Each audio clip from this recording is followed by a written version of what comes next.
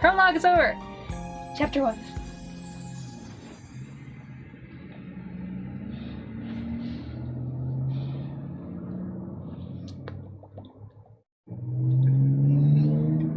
Early next morning at the Miho Inn, Riho looks out the window absentmindedly. Her mind is still groggy from low blood pressure. Before her eyes is the lovely sight of the morning sunshine sparkling against Miho no Seiki's waves. Really, such a beautiful view. Riho gives this vague reply to Manabe, who had been come to her room to pick her up. Suddenly they hear a modest knocking from the door. Riho rubs her sleepy eyes and approaches the door with this nondescript sound. Click. Riho opens the door carelessly, only to find... Mie, what's wrong? Why are you here so early? Mie is hanging her head sadly. Riho silently realizes something is wrong. The person who is calling me repeatedly sent me a WhatsApp and is like, I'm from this security hack. I've been trying to reach your voice. I've been reaching your voicemail. I'm like, why? Like, why are you calling me? Repeatedly. Like, there is no reason. If it was important, you leave a voicemail. But because you're calling and it's clearly also a business, don't you turn on automatic. No. Stupid motherfucker. I hate these things. Okay. Okay, I hate this stupid. You want to come in and talk? Come on. Don't stand there, okay? I really hate, seriously. You push one little button up here, and this is like my biggest grudge with this game, is these buttons up here. Because you keep your fingers here when you hold Switch controllers for balance, and if they get touched, or you put them down and get touched, it starts auto or skip, and it sucks. So I'm really glad, and I think they know because they have a backlog. Fucking backlogs.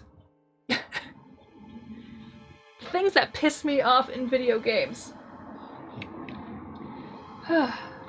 Anyway, you want to come in and talk? Come on, don't stand there, okay? After inviting Mie, who was still hanging her head into the room, Riho asks again, what brings you here this early in the morning? I can't get in touch with Dad ever since last night. After dinner, he wouldn't pick up. I thought it was kind of strange, but I kept calling him this morning, but he still wouldn't pick up. Did you try calling the hotel where your father is staying? I did, and they said he didn't come back yesterday. Dad's always diligent, and it's the first time he's ever gone off without calling. I'm worried what if he got into some kind of accident. I see. If he hasn't been back to this hotel, it might be better if we contact the police. Is it, though? He's a grown man, and he's only been gone for a day. Do you think they really pay attention to any of that? Or pay us any attention? I don't know, but this isn't a situation we can handle on our own. It's possible he got caught up in some kind of accident, after all. Riho contemplates Manabe's words. But just as she's about to part her lips to speak again... Mia takes out her phone, which is ringing and vibrating. Hurriedly presses it to her ear. She likely thinks it's a call from her father. Yes, this is Mie. Hello? Huh? The police? The Yasugi station? What? Dad is... No, it can't be. Mia's eyes were wide with shock. Realizing from her demeanor that something big happened, Riho immediately speaks up. Mie, keep it together. What happened? What happened to your dad? They said they found Dad's car at the bottom of Nakomi. What? Uh-oh.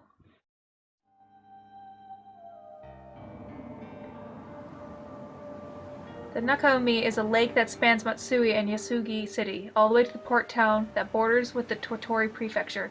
You want to get he's faking his own death because of the family issue drama thing? Maybe he got a bunch of money? A patrol car arrives and takes Riho and her group to the wharf. There are already a few patrol cars parked there, and they can see the automobile being pulled out of the water. Excuse me, we're with Kasaku, Aoto's family? Wait. I'm sorry if you had to come all the way here. Are all three members of the family? No, I'm his daughter. The other two came here with me. I'm an actress from Tokyo, Riho, and I'm her manager, Manabe. Yes, understood. I'm Toshiro Manba, from the Metropolitan Public Security Bureau. Is my father... Manabe averts his gaze to one side. Could you look over there? Oh. His gaze is fixed on a blue sheet covering something that is roughly the size of a person. Mia approaches the seat with wobbly steps and slowly pulls it back. Her eyes wide and her hands stop in shock. A moment that feels as long as eternity passes by. Riho silently watches over Mia and Manabe looks away, unable to watch. Uh-oh. This is...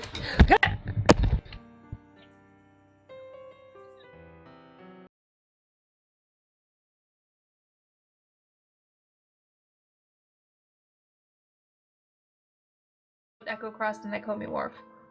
And as she did, Riho said nothing. She simply embraced the slender form wordlessly.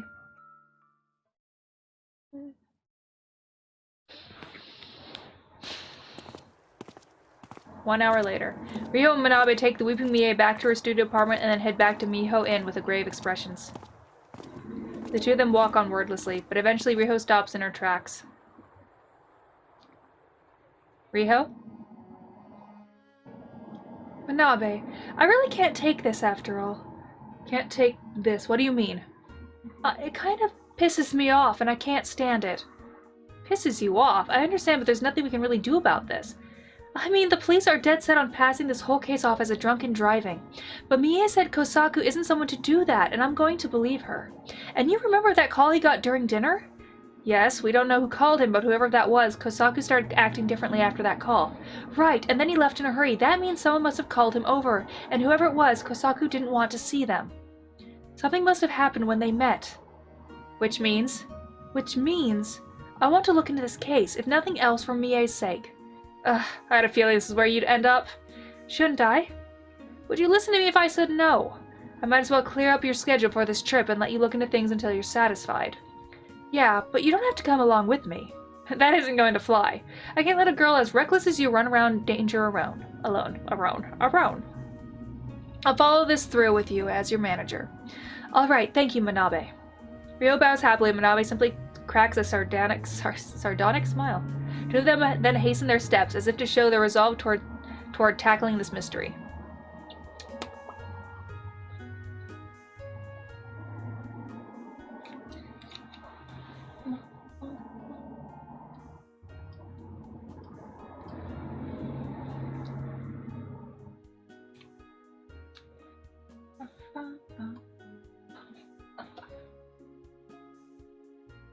Look at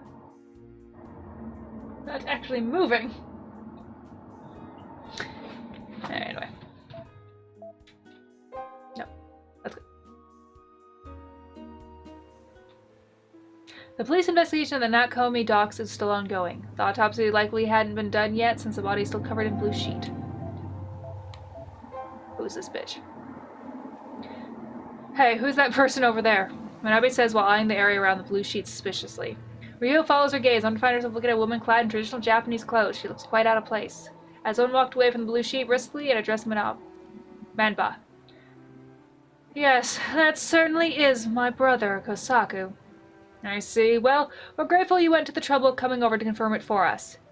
Yes, it certainly was a bother. He may be my brother, but has no longer part of the Kotoshiro family. I very much want nothing to do with him. I see, that's quite right. But if you don't mind, I'd like to ask you a bit about him. Is this supposed to be compulsory? In which case, I'd like to see a warrant. No, I mean willingly, of course, at your leisure. I apologize, I'm just a bit agitated since our family head, Higo Zaimon, passed away. But I have a meeting later today regarding the funeral at Fumonin, so I'll have to decline. I see. Some other time then, thank you for your cooperation. Manbus saluted as he walked off. Manbus saluted as woman walked off, paying him no heed. Woman. You mean the woman? Whoa, who's that lady? She's scary. She said Kosaku was her brother, so I'd assume she's from the Kotoshiro family. She mentioned going to Fumonin, so we might want to catch up to her and ask a few questions. I'm no good with old ladies like her. I feel like she'll just get mad at us if we walk up to her. Were you going to look into this for me, eh? Well, yeah, but... Apparently the car had been pulled out of the water and is now being towed down by a crane. There's seaweed coiled around the car's frame, which had apparently clung to the car underwater. The car itself doesn't seem to be damaged from the looks of it, so it's not like something rammed the car and sent it plummeting into the water, so why? Oh, you two again. Do you need something? When's the autopsy set to take place? There's a lot of red tape to take care of, so it'd take a week at the latest. Consider yourselves lucky if it only takes that long, though. So you can't really know if he was driving drunk until you do that, huh? We're fairly confident that's what happened. It's hard to imagine otherwise, given how wildly he was driving. The driver recorder proves that. We're confident that there was no way he was driving drunk. Oh, and what do you base that confidence on? His daughter, Mie, insists that Kosaku wasn't a person who would do that, so I believe her. I see. If it's just to figure out if he was drunk, we don't need an autopsy. We just need to check his blood alcohol levels, and we can do that today. We already collected blood samples from the body and asked Forensic to run a test. Really? Yes, I just hope the results don't end up causing any more heartbreak to his daughter Mie or to you.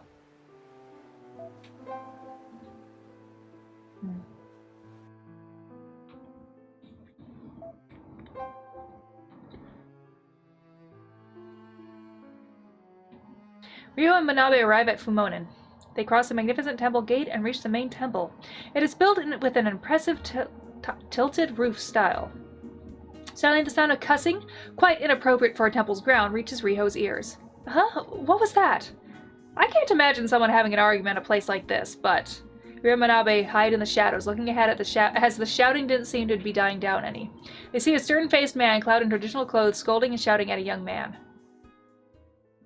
You miserable wretch! You dragged my name through the mud again! My apologies, but the payment I've given for the ritual fits the sum Lady Roko specified. Do not talk back to me. I'm saying you're shaming me, the future head of the family. The middle-aged man kicks the younger man in the stomach, prompting him to bend over, his face contorting in pain. Riho, who was watching this take place, almost burst out of her hiding spot when... Hey, stop that, Uncle Seiji! If you're really going to be the head of the the Kotoshiro family, how about you act like a decent adult? The man Ayane called Uncle Seiji walks off with a scoff, perhaps put off by her sharp glare. God, are you all right, Kazuya? I'm fine, thank you, young lady. Don't strain yourself. Just rest here for a while, all right? Yes. Riho whispers to Manabe as she watches over the scene. What do you think? Is he Ayane's boyfriend? He called her young lady, so it sounds like he's her servant or employee, but somehow it feels like more than just that. What should we do then? Probably pretend we don't recognize her and approach them? Yeah, let's do that. Riho and Manabe nod at each other and stepped out of the shadows and approached the two inconspicuously. Sure. Wait. Didn't we see you at the restaurant last night? What a coincidence. I can't say I expected to see you again here. Riho greets and engages her in small talk for a while. Wow, so you're the Katoshi... Oh, Jesus. Wow, so you're the Katoshiro family's butler, Kazuya. He's attentive, kind, and a hard worker, and despite that, he?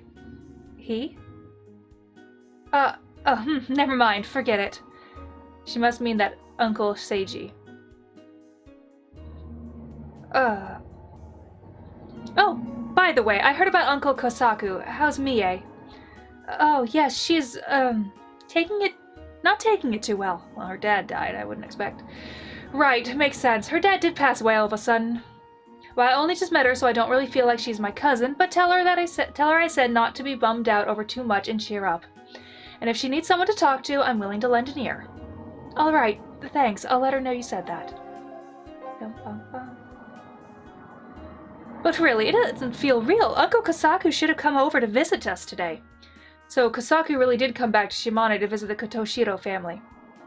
Yeah, my grandpa, the old head of the family, passed away recently, but they still have to discuss who the next head of the family will be. Well, Uncle Kosaku was the elder son, but he married into another family, which means that Uncle Seiji is automatically set to be the next heir. Oh, yep, she's definitely Yagumo's sister. With the death of Kosaku, the eldest son, Seiji is set to be the next head. It was murder! I see. Which means that Uncle Seiji had a good enough motive to kill Kosaku. But wow, seeing a butler is unusual nowadays, especially the fact your family's been serving the Kitoshiros for generations. Well, that's mostly because the Kochiro house is a well-known family in Matsue.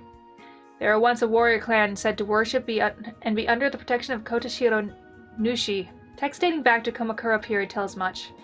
The Kamakura period, that's the one that started in 1192, right? The Make Japan Great Again one. That's right.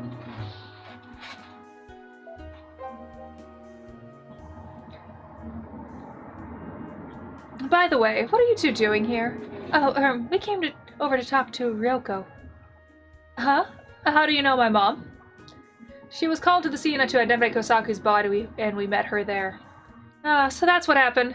So you wanted to ask her if she knows anything about why Uncle Kosaku died, huh? Yes, something like that. She said she'd be going to Fumonin back then. Then you're a little too late. She just went back home. If you really want to talk to her, stop by my house. It's not far from here. I think we will. Can you give us the address? Sure, it's... Riho writes down the address Ayane gives her. Now we can ask the Kotoshi family some questions. I should to speak to the Seiji guy later today. The spelling errors in this game. Or the grammar errors, I guess, technically. Only a few spelling errors. Anyway, it's about time we leave. Yes, we should. We don't want to be late. Maybe we'd have some kind of appointment. The two bid Riho farewell and walk off together. Oh.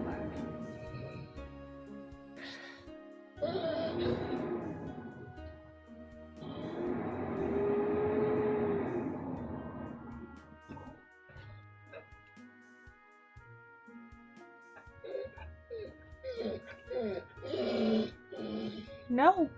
No, you're gonna knock over stuff. No. Lay down. Lay down, Big Bear.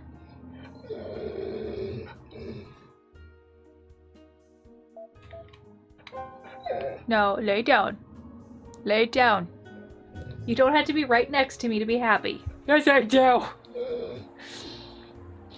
Let's head for the Kotoshi place then. Wait a sec. Hey, Iris. Iris, like, I have to be near you to be happy, but I'm your dog. It's okay. What is it? Well, we can't exactly go there whenever we want, and going there is going to take up a lot of our time, so I figured we should go there last. So I figured maybe we should do this after checking everywhere else first. I see. I suppose that's definitely the most efficient course of action. Alright, we'll leave visiting the Koshio's place for last. Understood, ma'am.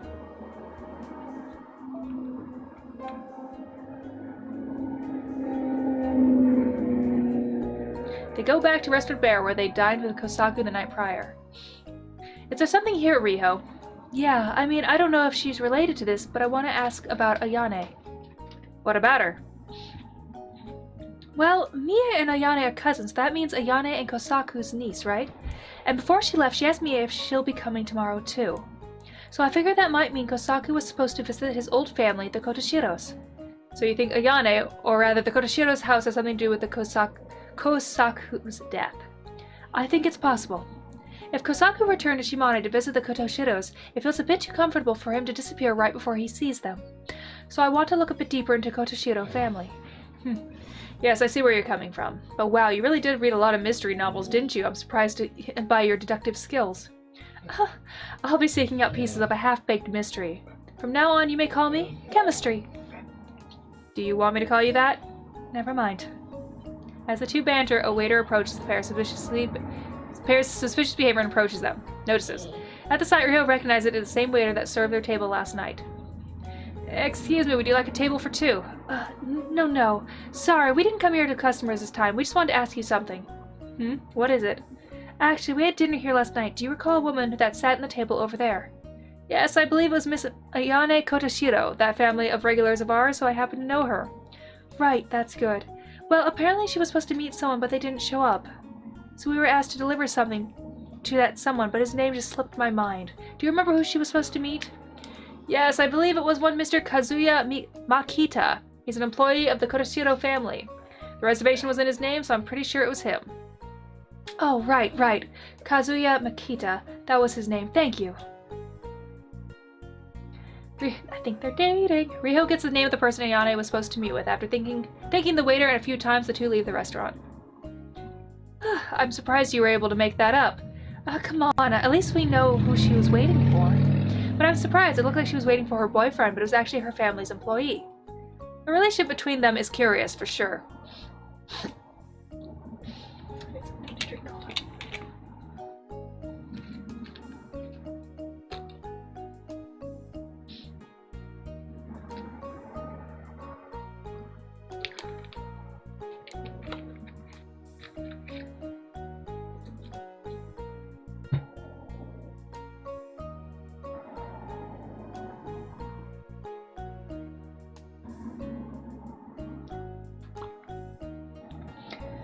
Yeah, there's a chance that employee was a person that called Koskau, too.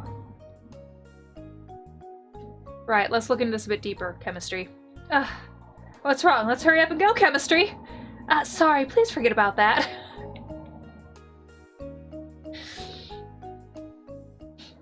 Okay, that was funny.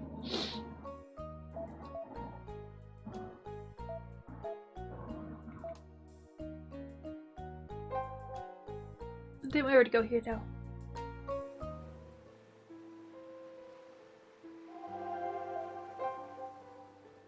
Anything else, sir? There's something I'd like to confirm. Have you pinpointed the time the car had sunk? Yes, the drive recorder was unharmed, thankfully. Excuse me. He reached this wharf at roughly 8:40 p.m. and parked the car for a while, probably wanting to breathe some night air or something. After that, at 9:30, he started the car again and suddenly started driving radically before eventually driving himself off the wharf. As soon as Manabe says that, Riho feels the view before her eyes distort as the world acts out in her mind's eye. Oh, I guess I got the other one too soon. The sensation of these words, I have to remember them. Yep, definitely Yakumo's sister. Runs in the family. Kosaku's car sank into the lake at 9:30 p.m. So he arrived here at 8:40, which means... he came here right after he left us. What do you mean by that? Were you with him shortly before the incident happened? Yes, actually. Oh, I see. So he drank while he was dining with you and came here because someone called him over. The car was likely parked between 8:40 and 9:30 because he was speaking to whoever called him. He drank while dining with us. Did he, though? Kosaku ordered a drink, but I don't exactly remember which one. Well, no matter. Thank you for the precious bit of information. The question of who called him is concerning, but if they just spoke over the phone, we can check the call history. Yeah, the question who he met with feels important. Kosaku really did act strange back then.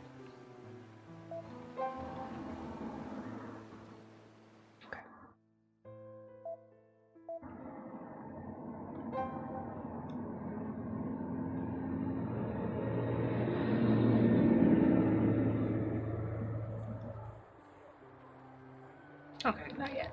Not time yet. So what are you guys having for dinner? Not my nose. It itches. Riho stands on the banks of Lake Shinji, gazing at the serene lake surface. Mei's tragic, tearful expression, the way Kosaku lay limply and the pallor of his skin. They flash back and forth intermittently in Riho's mind. No good. I can't gather my thoughts. At times like this, she was better off acting rather than thinking. Riho knew this from experience, and so she decided to stop thinking about it and instead decided to set off. Okay.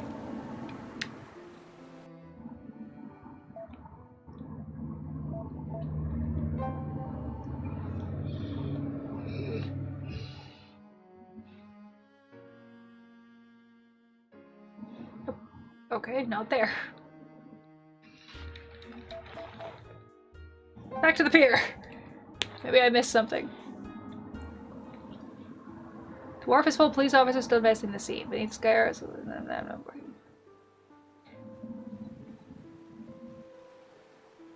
Okay, not there.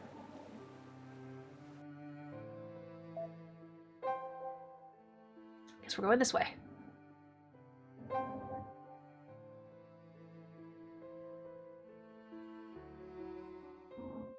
Upon returning to the inn, Riho clasps her hands together. I know!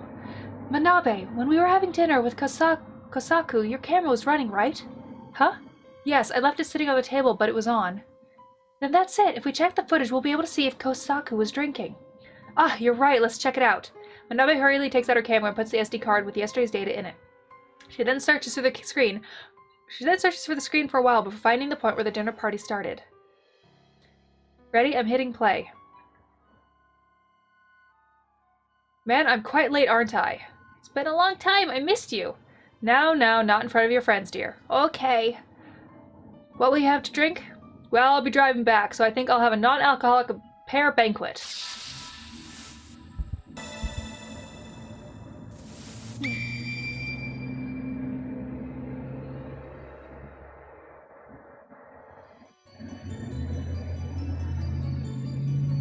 Ah. He said it clearly. He took a non-alcoholic drink because he knew he'd be driving. Yeah, let's keep listening and see if he didn't order anything else to be on the safe side. Right. We kept looking until Kosaku left, but he only had more of the same drink. He didn't drink any alcohol. Right. Mia's dad wasn't the kind of person to drive drunk after all. Okay, now I'm all fired up. Why did Kosaku go through with that accident? I'll definitely get to the bottom of this. Yes, you will.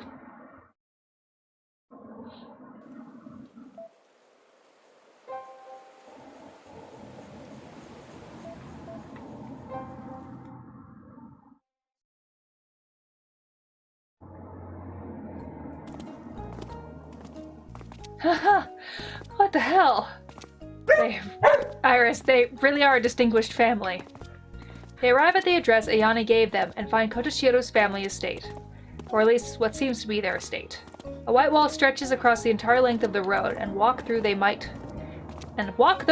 the gate doesn't seem to come into view. There was what looked like a side entrance back there, but we couldn't go through there, though.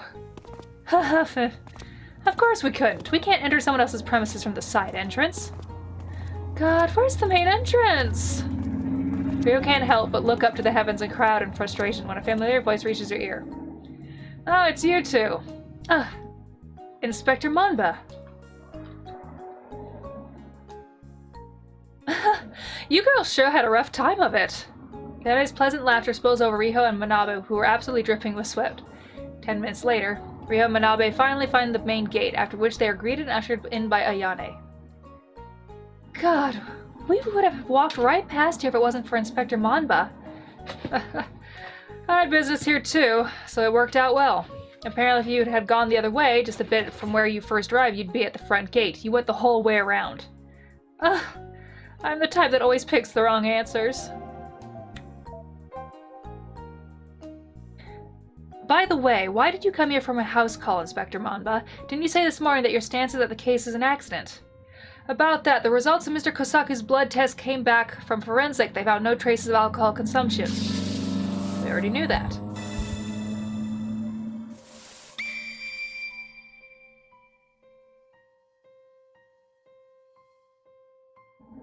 I knew it! Mie said so! Yes, in which case, we must investigate this as an incident. Of course, we're also investigating the possibility that this was an accident as well. So I came here to question the residents of the house. I see. If nothing else, please admit he wasn't driving drunk. That's great, Mie. Anyway, you want to talk to Mom, right? Yeah, and to Seiji, who's set to be the next heir. Oh, if only you came a bit sooner. The succession ritual's already started. Succession ritual? What's that exactly? The person who's to be the next head has shuts themselves off in a room and prays to Kotoshiro Nushi, like giving their regards. Can you hear it? This chanting? True enough, Riho can hear chanting echoing from the depths of the estate. Riho assumed it was a sutra, since the former head of the family passed away, but it seemed that it's not the case. Now that you mention it, yes, I've been hearing it ever since we came in. I think it's called the Abisu chant, a ritual that's been going for generations when the family head changes. Don't think too hard about it. So, doing that ritual means you're officially acknowledged as the new family head? Yeah, Uncle Seiji's been refusing to eat eggs and chicken meat because of this ritual. Apparently, Kotoshiro Nushi hates those foods or something. He's been gung-ho about taking over the new head even before Uncle Kosaku, the eldest son, died. Then what about everyone else? Seiji is busy with the ritual, so maybe we can just talk to Roko? You can't right now. Other candidates for the position of family head are to stay in the antechamber until the ritual ends. I see. An assistant in the ritual, Kazuya has to be on standby near the seclusion room too. He must be bored stiff. It's a good thing you showed up. Anyway, the ritual should be over in less than an hour from now, so sit tight until then. Yes, I guess we might as well wait for it to end. I'm a bit pressed for time, so may I at least question Mr. Kazuya? Yes, he's only on standby, so you can speak to him. Go ahead. Good, then I'll be over there. Monba waves at Riho and leaves the parlor. Huh, it sure is hot today. Ayane complains while flapping her blouse top to fan herself. Hey, you want some ice cream? I've got some in the back. You don't need to fuss over us. Come on, I didn't mean it like that. I just want to eat some, but I can't eat it alone, can I? If that's the case, maybe we should have some. What do you say, Manabe? Yes, I'll have some too. Now we're talking. Give me a sec, I'll bring it over. Popsicles are... Did I offend you?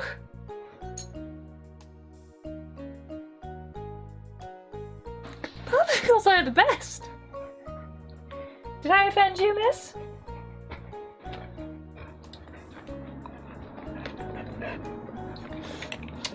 No, I don't want kisses from you, Rocky. Your tongue is no. You're like slapping me with a ham. I don't need that. Popsicles are the best. I didn't expect you to eat something so common. It's all about the taste, you know. Plus, at the season, it's all about popsicles. The three of them relaxed to eat the ice cream Ayame brought over. Riho's been stressed and mentally strained since the morning, so she finally gets a chance to relax. However... Yeah! I don't know if it's male, female, so just... Yeah.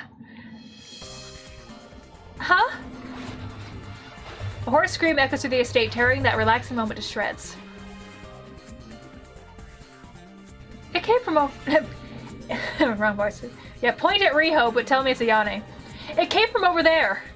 That scream just now, was that Seiji's voice? Riho and the others hurry down the long corridor. Halfway through the corridor, they find Manbei knocking on a large wooden door. Kazuya is standing behind him.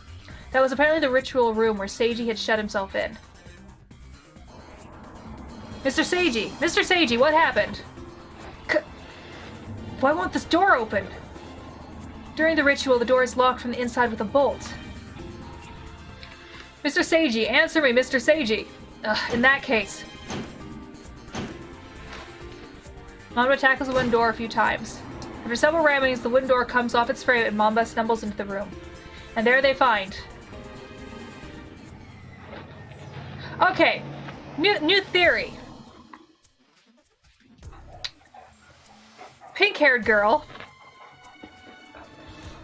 wants to is with the butler and wants the butler to become the new head of the household, so they have to kill everybody else. Or the sister did it. We'll find out.